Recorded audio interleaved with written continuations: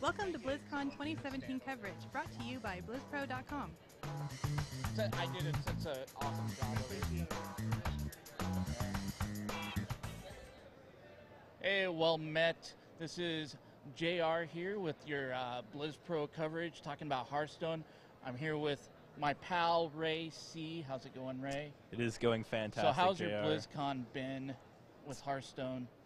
It has been exciting. I mean, we got the new set reveal, 135 new cards, Kobolds and Catacombs. Kobolds and Catacombs. Yeah. Dude, I'm like, when they announced that set, I was so excited. I love the fact that Ben Brode was like, I am the dungeon master now, and we're going to make this completely D&D themed. And just the whole, like, it threw us off because we thought it was going to be Pirates and Treasure. Yeah, all the clues that they were giving us, the context clues, all said, like, pirate-themed, treasure-themed, something like that. I guess if you were a WoW fanatic, you could get the hint that gold maybe correlated to Kobold in some sense, but it wasn't obvious, especially with the reveal card as being Marin, who seemed like a pirate. It just threw us off thinking it was a pirate. It just threw us off really hard. And he's not even classed as a pirate. He has no archetype. He's just a neutral legendary. Right. Not even a pirate. We were way off the mark there. But what we were on the mark with was the legendary weapons. I think we nailed that. Right. The idea that every class, and we knew that coming in, that every class was going to get a two legendaries. Yep. And that it was going to be something special. And you had mentioned on Well Met that you thought it might be weapons, like an artifact weapon or something. And that's exactly what we're getting. Yeah, I was actually really happy when I saw that. I was like, nailed it. And John was even making fun of you for it. He was making fun of me for it. He's like, there's no way mage, priest, all these non-weapon classes are getting weapons. You're an idiot. Like, he was wrong. Yeah. He's never going to hear the end of that one. So I have to ask you, with the weapon idea of legendary classes from a high-level play, how do you think that, like, we only got 14 cards of the 135 revealed so far, but how do you think that's going to affect competitive play going forward?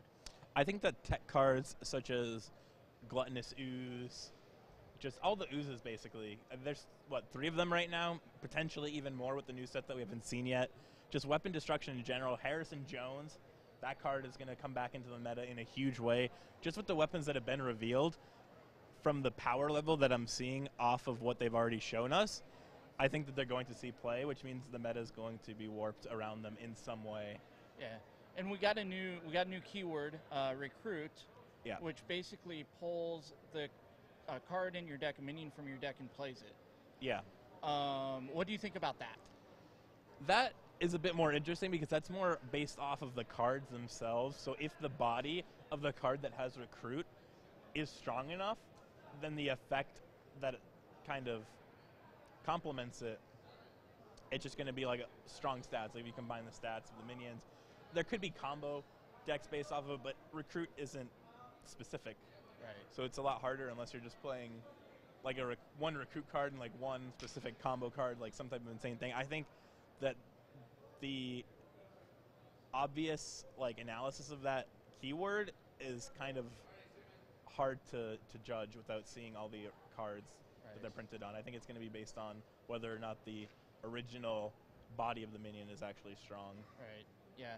No, I think this set, like, I really love, like, I grew up with Dungeons and Dragons. Yeah. So this was like a huge thing for me to see that, like that theme around that. So I really love the theme. I like the idea that we're getting these legendary weapon, artifacts, or whatever you want to call them. I think that's really cool. The one thing I'm personally disappointed about, though, is we didn't see anything come out about competitive play. Yeah, I'm a little bit worried that they're not going to announce anything about competitive play at BlizzCon. They're not. I mean, they haven't. They're not going to. They haven't. Going to. I'm a little. That makes me a little bit worried because I feel like they're not going to announce it until Worlds, and by that point, we have already started to earn points towards the HCT. It's already started. Worlds is until what, mid-January? Yeah. So that's a little bit worrisome, but I guess I can live with that. We got a really cool single player as well, along with the expansion. Yeah, the dungeon run. Yeah, and that's going to be based off of what you said earlier. Somebody who Yeah, was a dev. Yeah, Peter Whalen. Peter Whalen was the one of the Hearthstone designers. I believe he was the lead designer on one of the last sets. He might be the lead designer on this set. I'm not sure. But he had created a game on Steam about 3 years ago called Dream Quest, which is a roguelike deck building game where you get treasure and you build your deck and things like that. And this dungeon run runs very similarly to that. I got to play it a little bit at the demo, and basically you pick your class and you have a pre-built deck of like 10 cards. And you're pitted against monsters, and you just see how far you can go. And as you beat one of them, then you get, like the first time you do it, you get like a passive ability. And the one I did was Mage, and it made, my passive ability was it made all of my spells cost 1 less.